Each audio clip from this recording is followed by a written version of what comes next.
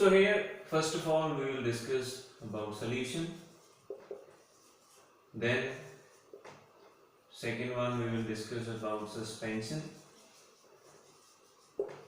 and third one we will discuss about colloid.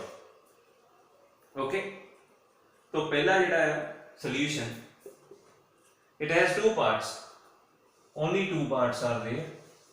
First one is called solute, second one वाले नूं की कहते हैं solvent. Suspension also has two parts. First one is called dispersed phase and second one is known as dispersion medium.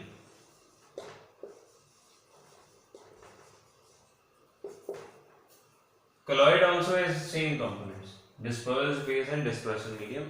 Actually nothing is different from these two. What is the difference? We use only separate terms. सिर्फ terms अलग अलग हुई हैं. जिथे solute use हो रहा सी solution दे विच, उथे ही dispersed phase use हो रहा है suspension ते colloid दे विच. जिथे solvent use हो रहा सी term solution they which, there we are using dispersion medium separate for suspension and colloid. Okay. Now how solution is derived? How solution is derived or how it is made? Solution, it consists of two or more solutes in a solvent or one solute plus one solvent in a particular mixture that we call as solution. Always the solution is homogeneous. Solution जिहड़ा है तुहाडे कोल हमेशा homogeneous होंदा है. Homogeneous means इहदी जिहड़ी composition है, composition proportion जिहड़ी हैगी आ solution दे उस mixture they, they are same throughout. Clear? Like example, suppose you are preparing a solution using sugar and water.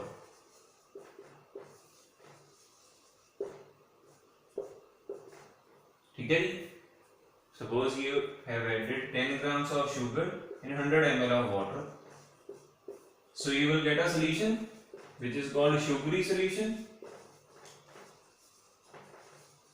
Now this sugary solution will be having same sort of sugar in all its parts. मतलब चाहे तुसी ओदी एक SIP drink करो, एक SIP लवो, चाहे पूरा solution drink कर लो, तुहानू जिहड़ा sugar दा कंटेंट है वो इक्को जिहा ही उहदे विच फील होना है. Clear? The composition will remain the same. That type of solution is known as homogeneous. जिहदे विच एक बराबरता होवे, बराबरता. Clear? Now you are unable to separate a particular solution components from one another using simple membrane or any other filter paper. अगर suppose तुसीं की करना है sugar ते water नू separate करना चाहते हो, तो using membrane or filter paper it is impossible.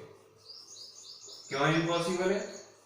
क्योंकि इन्हां दा जिहड़ा size है, size of the solution particles or size of these two particles, solute and solvent, when they mix their size is nearby this one, 10 raised to the power minus 9 meter, or it is equal to 1 angstrom, nearby, or it is equal to 1 nanometer.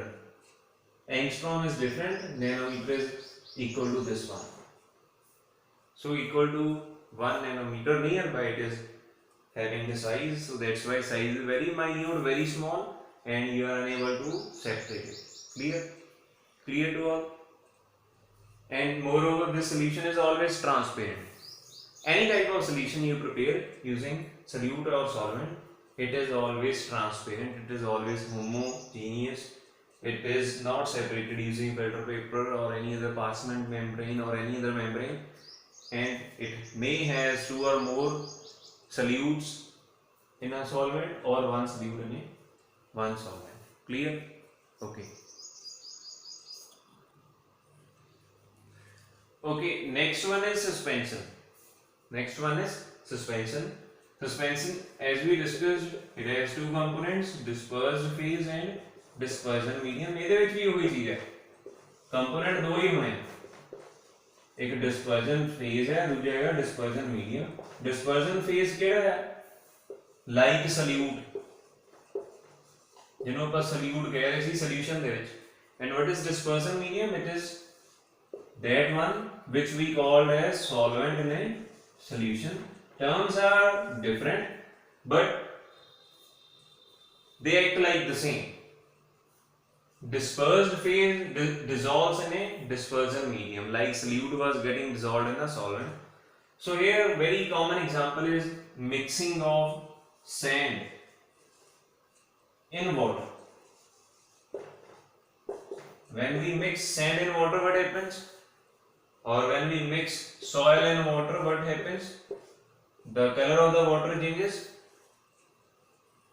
It seems as if sand or soil is dissolving in water, but after some time you will see that at the lower end, here it is soil or sand, and above part it contains water. Clear? So solution is not transparent. It is, we can say, opaque sometimes, opaque, and sometimes it is translucent. Opaque, translucent, transparent terms are very common, you might have studied. Opaque means which doesn't allow the light to pass through, translucent means which allows a part of light to pass through, and transparent which completely allows the light to pass through. Sometimes it is translucent, sometimes it is opaque, but not transparent. Now soil and water, they do not get mixed with one another, so this type of solution is always heterogeneous. Heterogeneous means the composition will vary from part to part in the mixture, that is in the suspension. Now this particular mixture can be separated easily using filter paper. You can separate this one using filter paper or using any muslin cloth. That also you can employ to separate these two parts.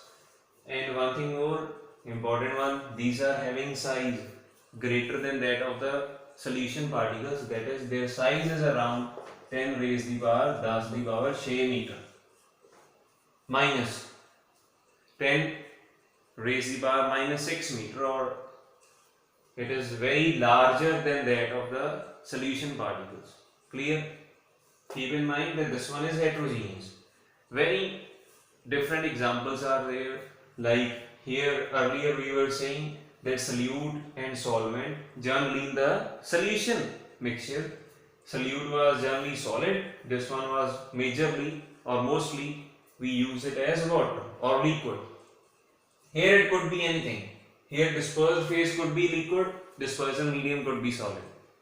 It could be, or it can be solid solid, liquid liquid, liquid gas, and so on. Different examples are there, like liquid and liquid, like you might have seen oil and water mixture,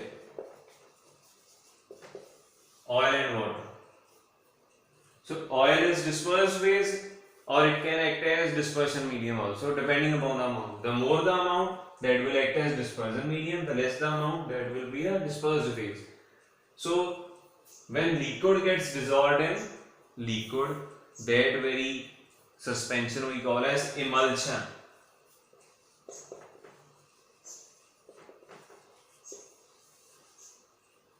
Clear? When solid is dissolved in a liquid, like fog,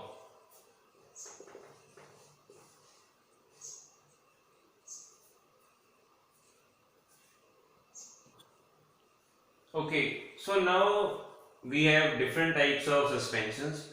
As we discussed that suspension is a mixture of dispersed phase and dispersion medium. So depending upon dispersed phase and dispersion medium, the suspensions, they have different types. Like liquid, when dispersed in liquid, the type of suspension, it is called as emulsion, like oil and water. You might have seen oil and water. When oil and water they mix up, we can't separate them easily unless they are kept in a separating flask or separating funnel, and then they can be separated, or you can also distill the oil or distill the water and then they can be separated. Another one is liquid dispersed in a gas. When during winter you might have seen fog. So fog, how it is formed? It is formed when the water droplets, they get stuck or they get dispersed in the air. So when somebody passes through the fog, the clothes, they get wet. Why do they get wet? Due to the presence of water in the air. Clear? That is also example of this suspension.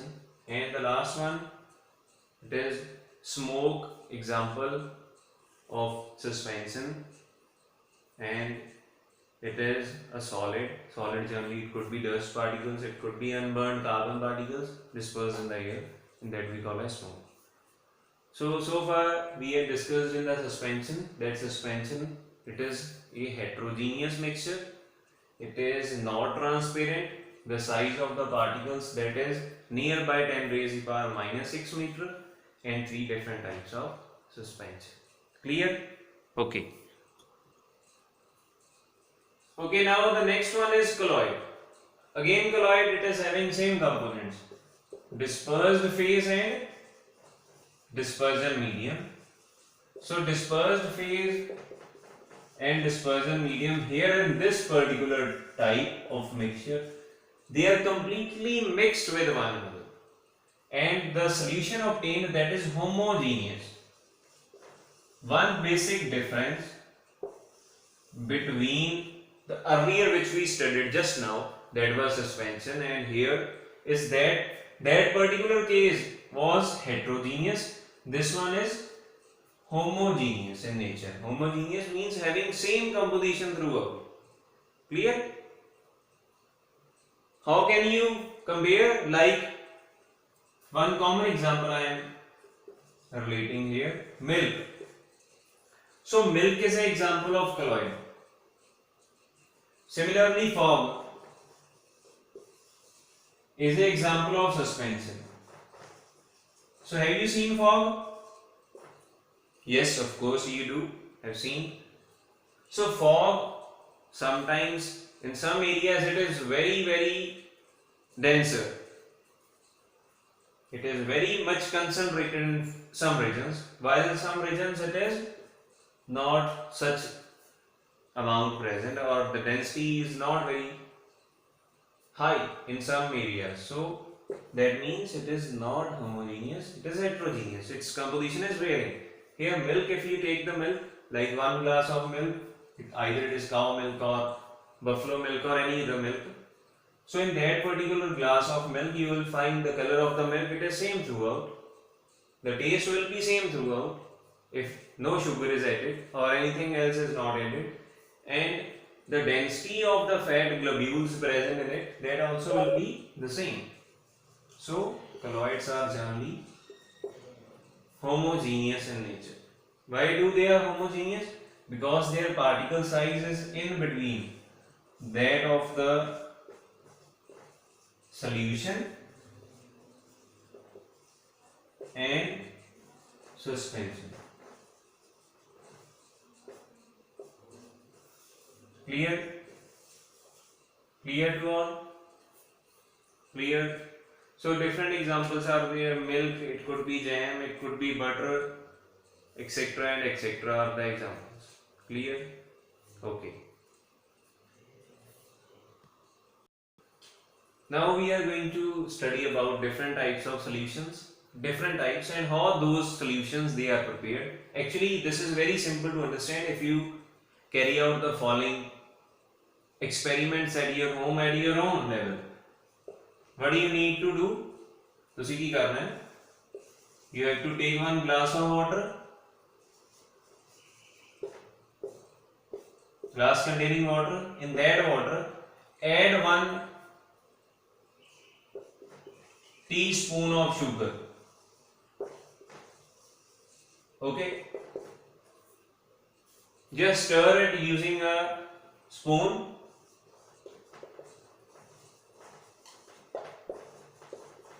What do you observe?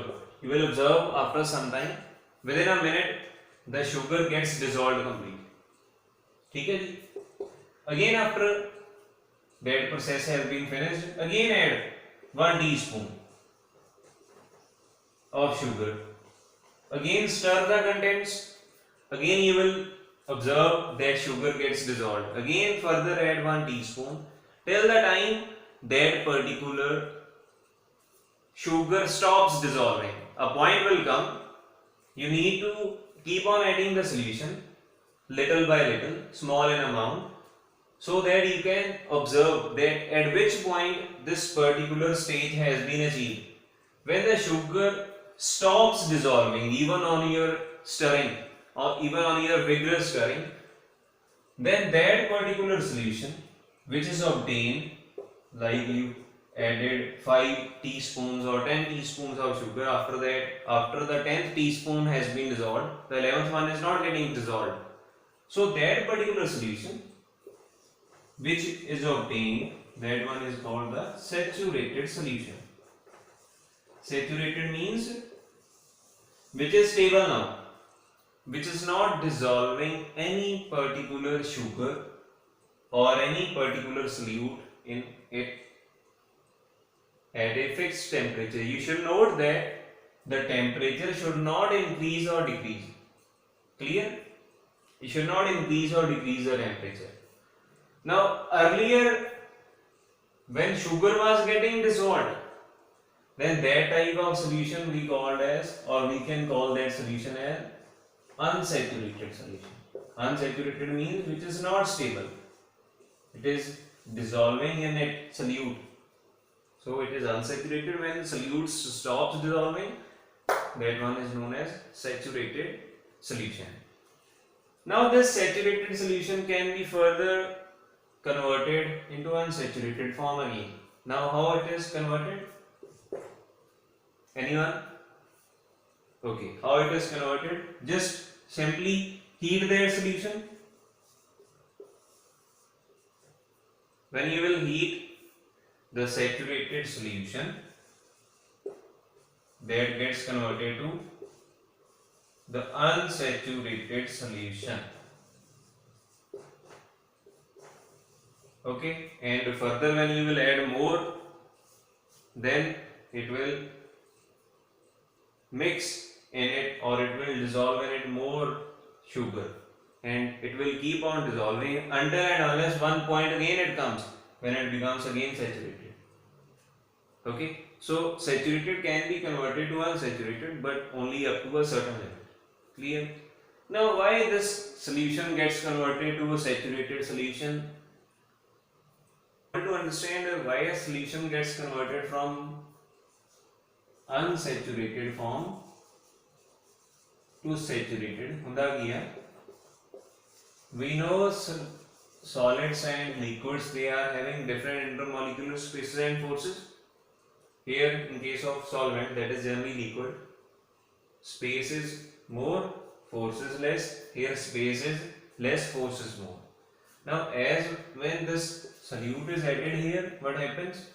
Solute starts occupying the spaces present in between the liquid molecules. As those spaces are occupied complete, there is no empty space available, or the space which was available earlier in large, that is now reduced to a less number, and due to that the extra solute which now you are adding from outside, that stops dissolving. Clear?